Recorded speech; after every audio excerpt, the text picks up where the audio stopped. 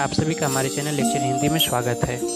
और आज हम आपको बताने वाले हैं प्रधानमंत्री के बारे में, यानी प्राइम मिनिस्टर। तो प्रधानमंत्री मंत्री परिषद का अध्यक्ष या नेता होता है। अनुच्छेद 75 के तहत प्रधानमंत्री की नियुक्ति राष्ट्रपति द्वारा की जाती है।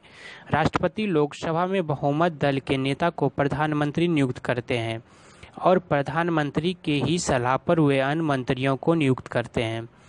प्रधानमंत्री न केवल मंत्रिपरिषद का अध्यक्ष या नेता होता है, बल्कि वह सांसद और सरकार का भी नेतृत्व करता है। मंत्रिपरिषद में प्रधानमंत्री का स्थान सबसे महत्वपूर्ण होता है। समूचा मंत्रिपरिषद प्रधानमंत्री की स्थिति पर निर्भर रहता है।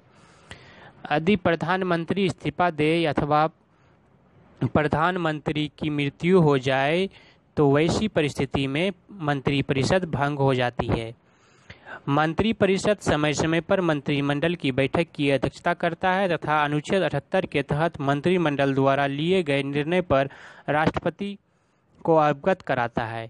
इसके अलावा यदि राष्ट्रपति प्रधानमंत्री से संघ के प्रशासन या किसी विधायी मामले में कोई जानकारी मांगे तो प्रधानमंत्री का यह संवैधानिक कर्तव्य होता है कि वह उसे इस संबंध में राष्ट्रपति को जानकारी उपलब्ध कराए। प्रधानमंत्री मंत्रिपरिषद के सभी मंत्रियों के बीच समन्वय स्थापित करने का प्रयास करता है तथा उनके बीच के विवादों को दूर करने का प्रयास करता है। इसके अलावा वह योजना आयोग, राष्ट्रपति विकास परिषद, अंतर्राज्यीय परिषद, राष्ट्रीय एकता परिषद तथा राष्ट्रीय सुरक्षा समिति का पदेन अध्यक्ष होता है। प्रधानमंत्री का कार्यकाल। प्रधानमंत्री का कार्यकाल मंत्रिपरिषद के कार्यकाल से जुड़ा हुआ रहता है, अर्थात जब तक मंत्रिपरिषद को लोकसभा का विश्वास या बहुमत प्राप्त रहता है तब तक प्रधानमंत्री के नेतृत्व में मंत्रिपरिषद कार्य करती है।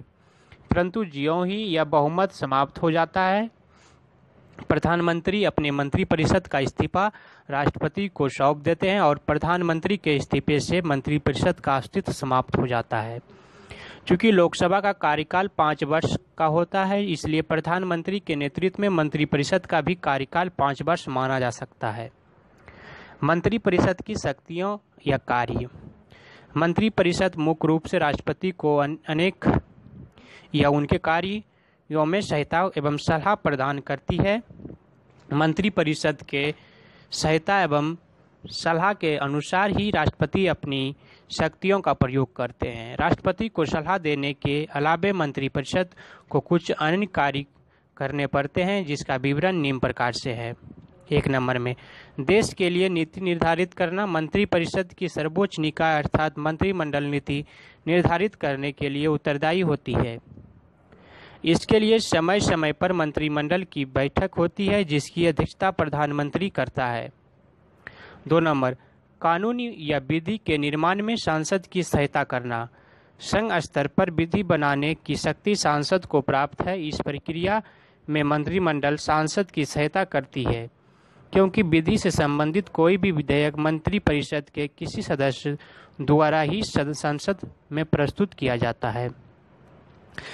3 नंबर वित्तीय शक्ति। मंत्रिपरिषद संघ के वार्षिक वित्तीय विवरण अर्थात बजट के निर्माण में तथा उसे संसद में प्रस्तुत करने की जिम्मेदारी का निर्वहन करती है।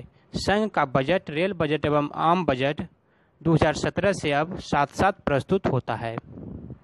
4 नंबर राष्ट्रपति का अभिभाषण तैयार करना। राष्ट्रपति प्रत्येक वर्ष सांसद के प्रथम सत्र के पहले दिन दोनों सदनों को एक साथ संबोधित करते हैं। इस संबोधन के दौरान जो राष्ट्रपति का भाषण होता है वह भाषण मंत्रिपरिषद का होता है। मंत्रिपरिषद का सर्वोच्च निकाय अर्थात मंत्रिमंडल उस भाषण को तैयार करती है। महत्वपूर्ण नियुक्तियों के लिए नामों का सिफारिश करना। राष्ट्रपति संघ एवं राज्यों के स्तर पर जो महत्वपूर्ण नियुक्तियों करते हैं उन नियुक्तियों के लिए राष्ट्रपति के पास नामों के सिफारिश मंत्रिपरिषद करती है। 6 नंबर मनोनयन के लिए नामों की सिफारिश करना। राष्ट्रपति अनुच्छेद 331 के तहत लोकसभा में 2 एंग्लो इंडियन के सदस्यों को मनोनयन करते हैं।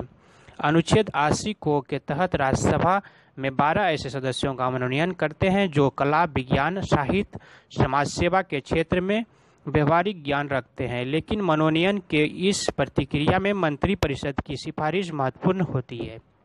7 नंबर अंतर्राष्ट्रीय संधियों अथवा समझौते का प्रारूप निर्धारित करना। अंतर्राष्ट्रीय स्तर पर की जाने वाले सभी संधियों अथवा समझौते पर प्रारूप मंत्रिपरिषद द्वारा निर्धारित किया जाता है। थैंक यू दोस्तों, आज तक इतना ही। इसके बाद मैं आपको आगे और ही कुछ सब्जेक्ट या आपका टॉपिक लेकर आऊँगा जो कि आपके लिए काफ़ी महत्वपूर्ण रहेगा। तो अगर आपको मेरा यह वीडियो अच्छा लगे तो ज़रूर लाइक एवं सब्सक्राइब एंड शेयर करें। आप सभी का हमारे चैनल लेक्चर हिंदी में स्वागत है।